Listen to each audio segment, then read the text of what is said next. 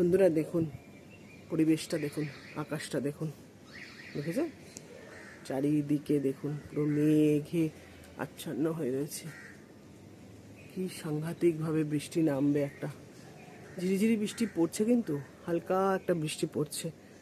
আর এই যে অন্ধকার হয়ে রয়েছে চারিদিকটা, গাছ, আর এই যে বাড়ি ঘরগুলো দেখা যাচ্ছে এই যে দূরে, দেখুন কত বাড়ি ঘর।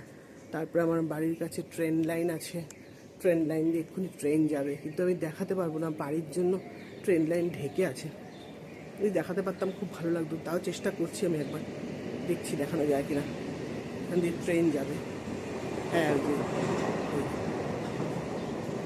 যে যাচ্ছে, এই ট্রেনটাই যাচ্ছে, চিল উঠছে, চিল উঠলে নাকি বৃষ্টি হয়, বৃষ্টি তো হচ্ছে ফোটা ফোটা, আমার ফোনে পড়ছে, এই দেখুন চিল উড়ে যাচ্ছে। কি সুন্দর পরিবেশটা লাগছে বলুন, আশেপাশে বাড়িগুলো, এই যে এই দেখুন, বুঝলেন কি সুন্দর পরিবেশ।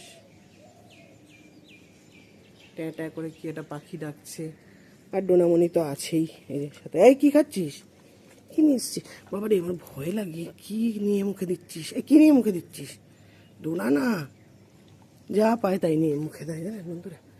এই দেখুন আমার গাঁদা ফুল গাছটা এখনও দেখছেন কত কুড়ি, দেখুন দেখছেন, এই দেখুন কত কুড়ি, দেখুন প্রচুর কুড়ি এখনো পর্যন্ত রয়েছে, এই পুরো মাথা পর্যন্ত দেখুন, ফুটবে।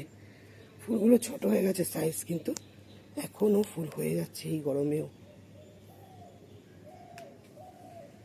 সুন্দর গাছপালা, কত ভালো লাগছে বলুন তো, দারুণ দারুণ। টু টু করে একটা পাখি ডাকছে, শুনতে পাচ্ছেন? Tata tata.